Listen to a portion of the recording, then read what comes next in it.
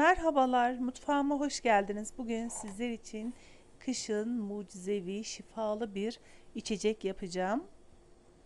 Zencefil, limon ve baldan oluşacak. İlk önce limonumuzu güzelce yıkadım. Güzel yıkamanız çok önemli. Üzerinde hiçbir bakteri kalmasın. Kabuğuyla çünkü yapacağız. Bu şekilde limonlarımızı doğrayarak hazırlayalım.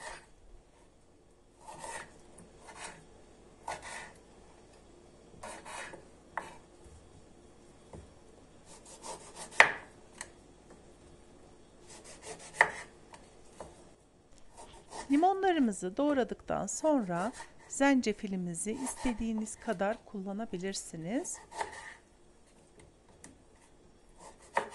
Biliyorsunuz kış aylarında hem öksürüğümüz hem de gribimiz çok fazla oluyor.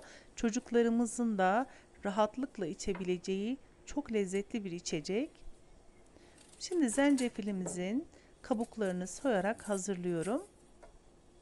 Asla israf etmeyelim. İnce ince kabuklarını hazırlayalım. Soyarak hazırlayalım.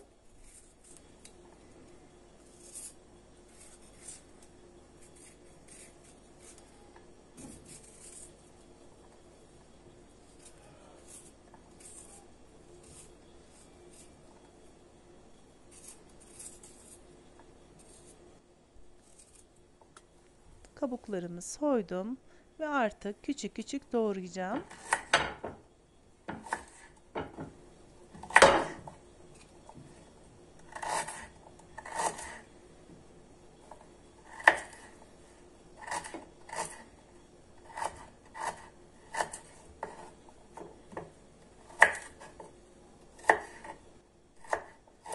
Videolarımın devamını istiyorsanız bana ücretsiz abone olup yorum yazıp beğenirseniz beni çok mutlu edersiniz.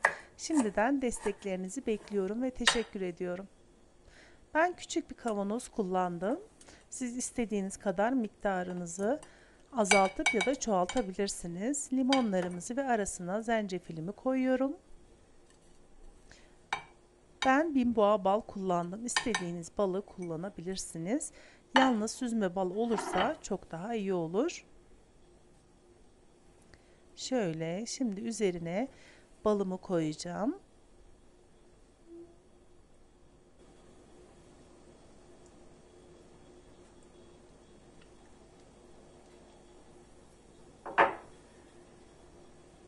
Buzdolabımızda birkaç gün bekledikten sonra içeceğimiz hazır hale gelecek. Limonuyla zencefiliyle bardağımıza koyalım. Üzerine sıcak su ekleyelim. 1-2 dakika bekledikten sonra afiyetle tüketelim inşallah. Şimdiden herkese şifa olsun, afiyet olsun diyorum.